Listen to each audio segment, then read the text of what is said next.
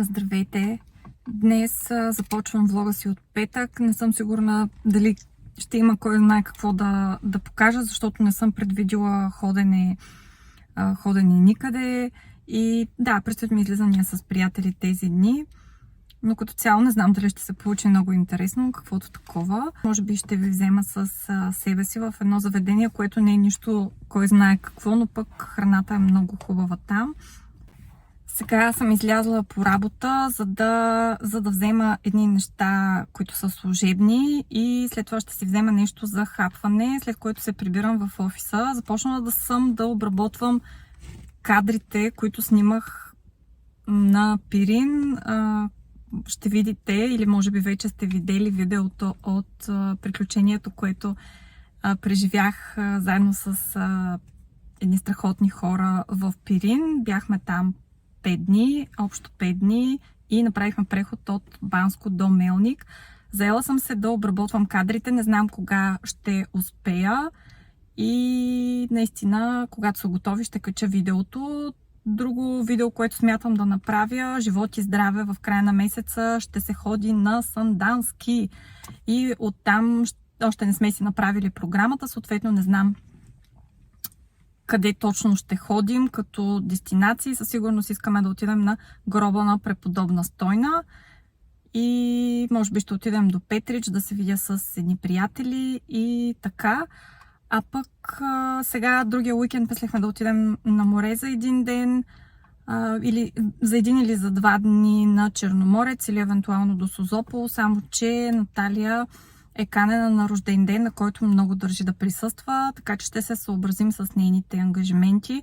И май единственото море, което ще ни остане тази година, е от Приморско. Много ми се иска до края все пак на летния сезон да я заведа още веднъж, но не знам дали ще остане някакво време, а пък и финанси, естествено, защото това е свързано с разходи също.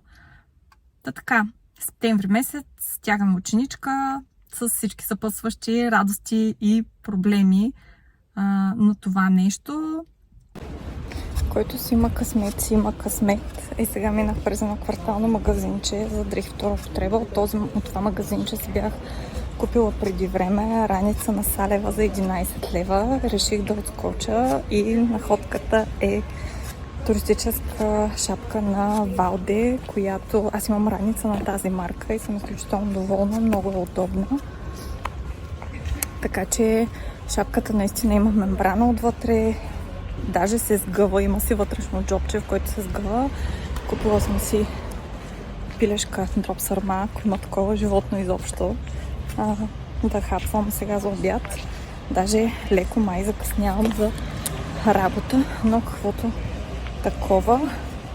Забавих се в фирмата, където рекламната агенция за служебните неща, така че се надявам да успея да отида на работа на време. Май ще вали този следобед, значи до вечера е на ориентиране и после е на бабин дом, защото няма как да я взема с мен, тъй като, както казах, ще излизам с приятели и тя ще се забавлява с баба си.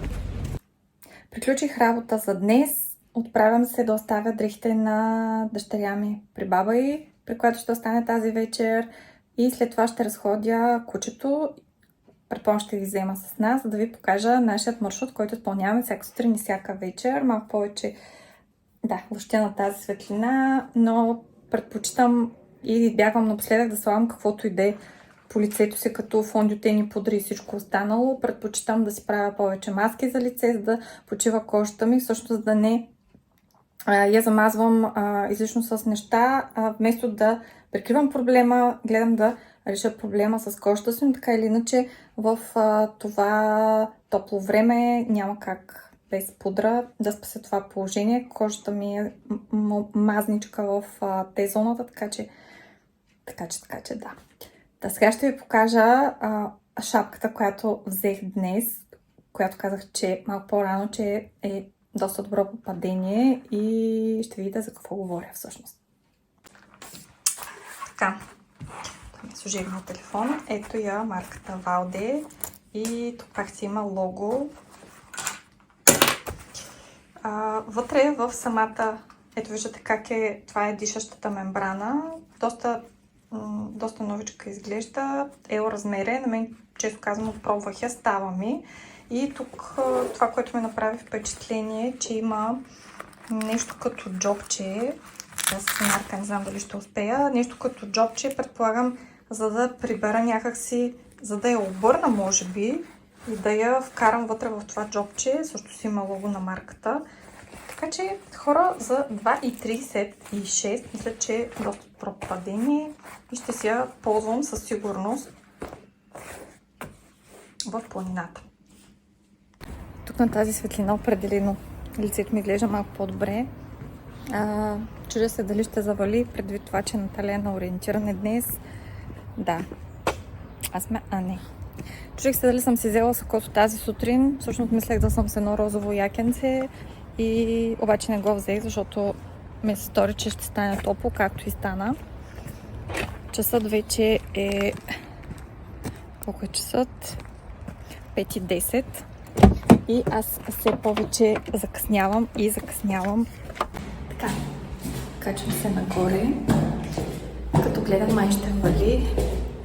И не съм сигурна дали да не отидем с колата на заведението. Там не знам колко ще мога да снимам, предвид, че ще бъда с други хора. Но поне отвън ще го покажа как изглежда. Намира се в един от кварталите, не в центъра на града. Не съм сигурна дали Начи е още вкъщи.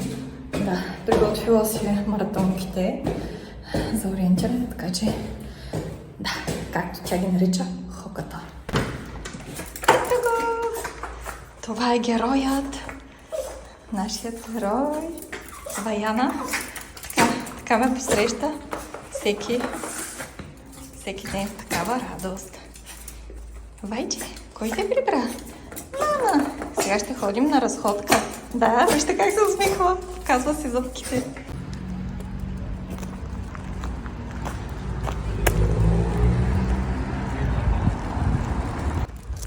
На градника я купувам преди година и нещо, за не повече от 9 лева. Какви ли не скъпи наградни съм купувала, които и прежуват. Този върши чудесна работа, затова не го сменям.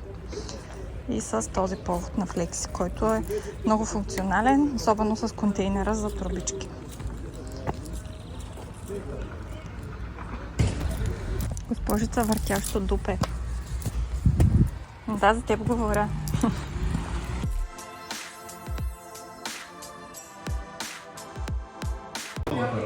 Искам да покажа, това е цяла купа с миди, която е подредена по този начин, след като са изядени.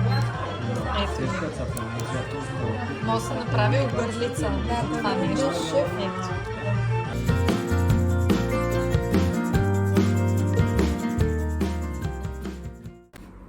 Добро утро в събота. Часът е 8:20, както винаги за почивен ден се става по-рано, отколкото на човек му се иска. Но навика си е навик, когато е свикнал да ставаш сутрин рано. Е така. Искам да покажа какво кафе си взех. Нямам празна опаковка от Чибо кафето, което обикновено пия. Реших да пробвам това. Това е лидълска марка кафе. Доста добро е. Ето как изглежда като консистенция. Пак си е инстантно. Инстантно кафе. Това е на кафе на Давидов. Взех си го на промоция от Kaufland. И ето колко е силно. 7 от 10. 100% арабика. Това е робуста и арабика. На мен, често казвам, ми идва една идея по-силно, но аз пия голямо количество кафе, което разреждам с повече вода и това ми е кафето за деня. Така че да, пробвайте това кафе, на мен ми харесва. Много така по-наситен вкус има, по-силно изразен вкус. Да не ме слушат хората. Още взех малък апдейт. Реших да отида до хижата. Сега отивам да взема дъщеря ми, да я закарам на урок по математика. Още чакам компанията ми за хижата да се приготви, затова и може да си поговорим още малко. Поръчах си пила, електрическа пила, още обаче не е пристигнала. Очакваме да пристигне може би другата седмица, защото предпочитам сама да си правя ногтите. Имам абсолютно всичко, даже си поръчах една друга база за ногти. Обикновено ползвам продукти на Blue Sky и доскоро бях доста доволна от тях, но след консултация с няколко маникюристки, всички ми казаха едно и също реално, защото забелязах, че когато сложа цвета на горния цвят, всъщност цвета самия лак, той се отдръпва някакси от кутикула, т.е. от края на ногтя, не знам как се казва, от основата, и все едно съм намазала ногтя си с нещо мазно. Според маникюристите, с които говорих, това се дължи всъщност на основата, на базата за гел лака. Взех си от една друга марка. Не знам точно как се произнася името, няма да го казвам, защото сигурно ще го объркам. И ще пробвам с нея. И така. Това е дарабара.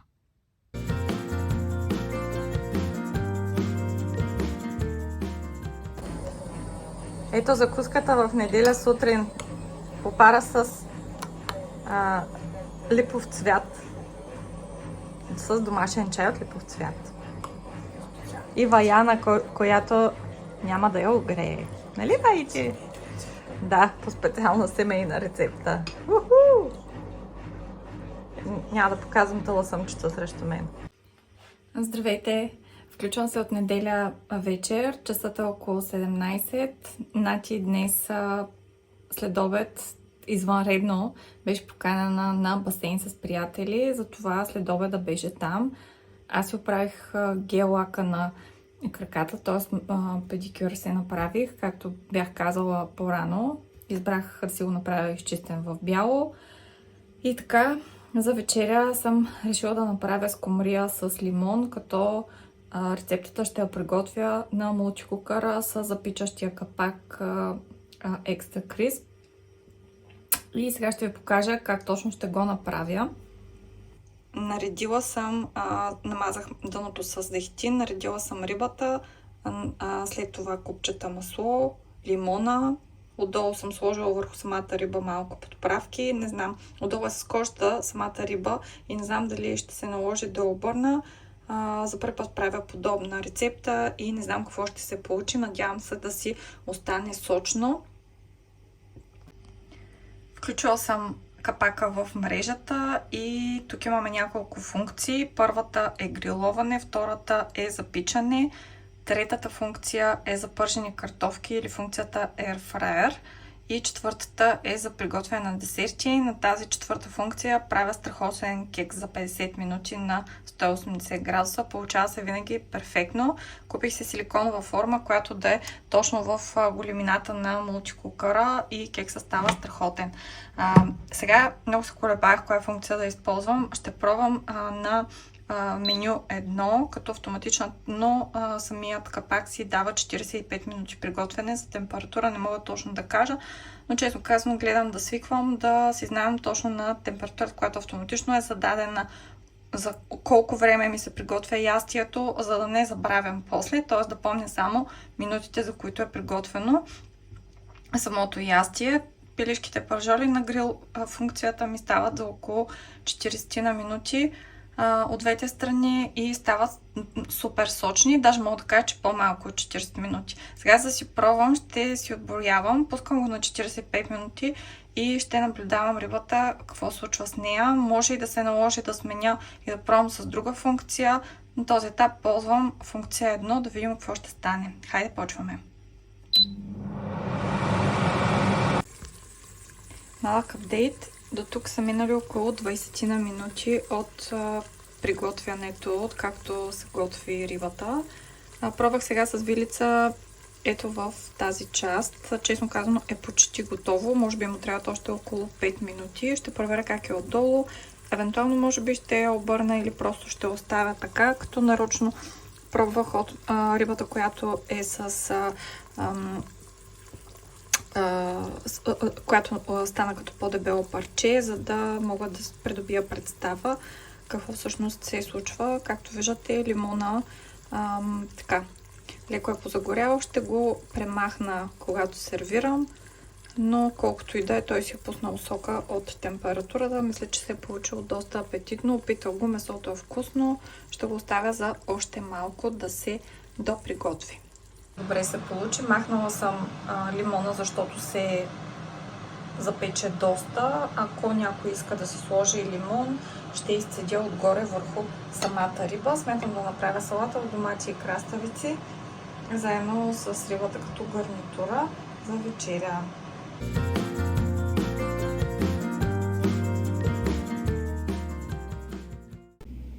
Добро утро, понеделник е, часът е 6:30, а ние си имаме едно пълно момиче. Снощи Вая беше с разстроено стомах, че ходи на пеленка в банята няколко пъти и сега е малко морушена и ще видим как ще се случат нещата, дали ще се наложи да излезе от работа, за да я заведа на лекар или евентуално ще може да успее да стиска до обяд, за да не заведа, но малко ме притеснява, защото може да се дехидратира, защото все пак е с разстроено стомахче. Да. Тръгвам за работа, а пък направих на нати вчера и заварих липов цвят и го оставих. 2 пъти го преварих, за да придобие такъв червен цвят. Мне им беше интересно. Прецедила съм го, оставих го в хладилника през нощта. Днеска и го изкарам, за да бъде на стена температура, когато тя се събуди. И сме казала, че може да си пие днес за освежаване студен чай от хладилника. Сега време е да тръгвам за работа и ще видим дали ще изляза по време на работа или в обедната почивка. Ще заведа Вая на ветеринар, за да ми даде примерно пробиотик или да видим всъщност от какво може да е това разстроено стомахче, което го имаме. Може по време на разходка вчера да е хапнала нещо, което аз да не съм видяла. Принципно нямам никакво нарушение на диетата или това, което съм ми давала от обичайното. Не знам защо така се получава. Пастетчето винаги го съхранявам в хладилника. Но ще се разбере. Това, което се случва е, че отивам до вкъщи да взема Вая, за да я заведа на ветеринар. Наталия не ми вдига телефона, така че ще се наложи да се кача догоре и да я взема. Често казано, нещо и моят стомах не е добре. Не знам дали заради цялата гледка от тази нощ, каквото чистих, но общо взето, да, смятам и аз превентивно да изпия един пробиотик. Да, сигурно е голяма глупост това, което ще кажа. Не знам дали като цяло е заразно, защото все пак кучето ме ближи. Ако има някаква бактерия, както и да е, може да са пълни глупости. Може е чиста правовношение, обаче така или иначе ще попия малко пробиотик и аз.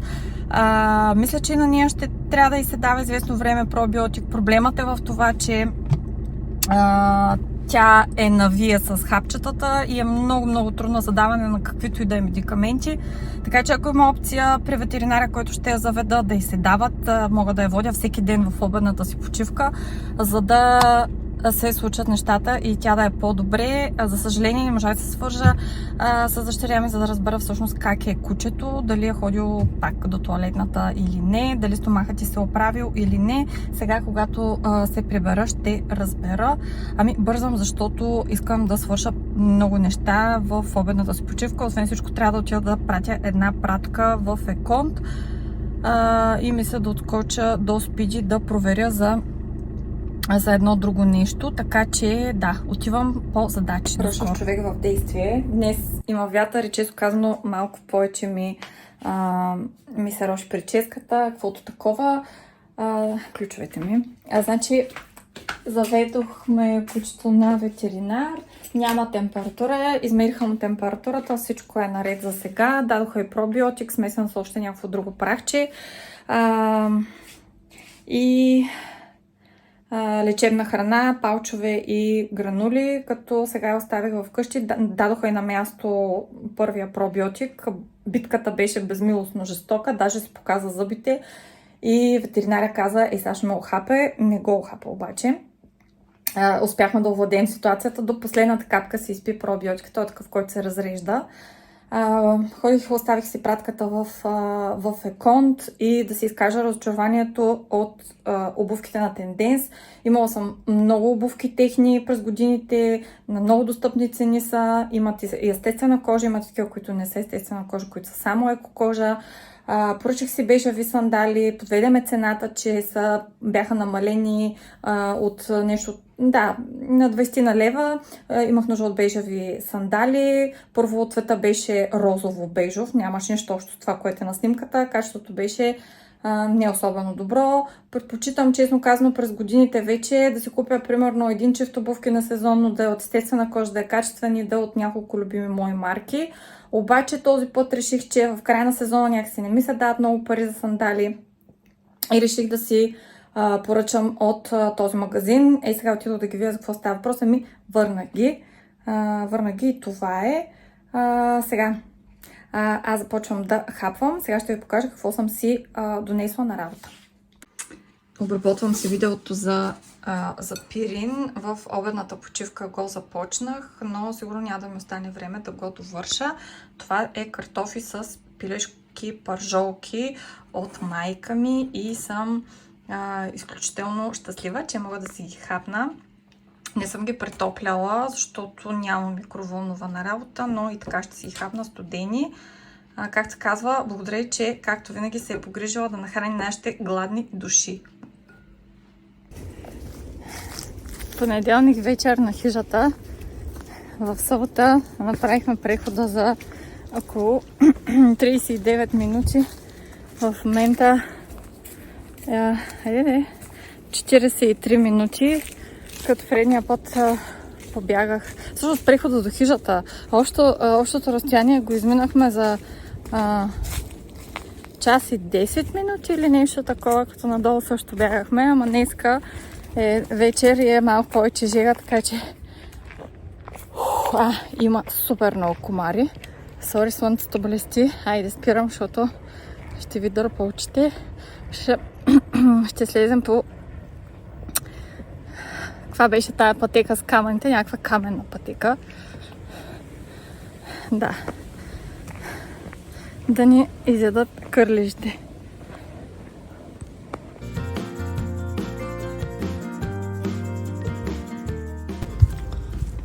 Добро утро, гледам като тъла съм. Денят е вторник, часът е 7 без 10 и една госпожица се разхожда тази сутрин и кръстосва улиците рано с мен като придружител. Днес нормален работен ден, до вечер ще ходи да играе с деца пред блока ни приятели и съответно да се забавлява до късно. Аз пак няма да мога да свърша почти никаква домакинска работа, но важното е децата да са навън на улицата, да скачат, да са щастливи. И така, даже преди 3 седмици пристигна с ожолени колене, трябваше да ги промиваме с вода. Обаче аз бях изключително щастлива. В смисъл не бях щастлива от факта, че е паднала, но такива неща се случват на деца, които играят навън, а не стоят пред компютрите. Даже на сцени видях да играе на ластик. Аз не знаех, че децата изобщо помнят игрите на ластик, но това е от мое време. Но факт е, че играех, което ме направи супер щастлива. И така. Ние си продължаваме разходката, след това ще се оправим за работа. Мисля днес да сложа дънки с някакво потниче. Отгоре явно трябва да си взема сако, защото е хладничко. И да, това е. Хайде да скоро. Доста трудничко си намерих къде да паркирам. В момента отивам към центъра, защото Искам да разгледам един конкретен BB крем, не знам точно как се казва, на Филорга. Доста добри отзиви прочетох, а пък искам нещо, което да ми изравни тена на лицето и също време да хидратира, т.е. да се погрижи за кожата на лицето ми. Така че отивам да видя какво ще си харесам. В крайна сметка прибрах се в офиса. Ходих в една дрогерия, вързах си косата, защото сега ще ям. Ходих в една дрогерия, където 100% бях убедена, че ще намеря крем на Филорга, но така или иначе имаше само обикновени кремове. Аз исках такъв тониращ крем. Нямаше. Казаха ми, че на Галеник ми препоръчаха някакъв тониращ крем, който бил всъщност син на цвят и се адаптира към формата, към цвета на кожата на лицето и бил хидратиращ. Аз си търся крем, който да е за първа грижа против стареене на кожата, за изчистване на малките фини бръчки, за изравняване на цвета на лицето. Ще се опитам да намеря крем на Галеник, този, който тя ми препоръча. Ако не успея, може би по-скоро ще се спра на този на Филорга. Видях, че го има в Нотино и цената му е доста приемлива. Не ми е спешно и необходимо. Аз имам на юриящ тониращ крем вкъщи, само че честно казано сякаш ме мазнява лицето една идея повече. А сега пристъпвам към хапването. Сега ще ви покажа какво ще обядвам. Готвих грах с свинско месо и ще обядвам това, след което се заемам с задачки. Да се включвам от колата ми стана постоянен навик, но така се случва общо взето на работа, няма как да снимам много.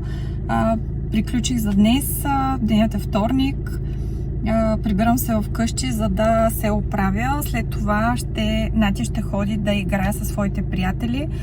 Малко ми е сложно да си организирам вечерите, защото приятелите й се намират в друг край на града. Реално аз трябва да ходя с нея там, за да я придружавам, за да си играе и честно казано ми е малко сложно, но пък се заслужава, защото такива игри, каквито там има с тези деца, в наше време са голяма рядкост, а пък и предпочитам това, вместо да седи затворена в къщи, достатъчно през деня стои в къщи, за да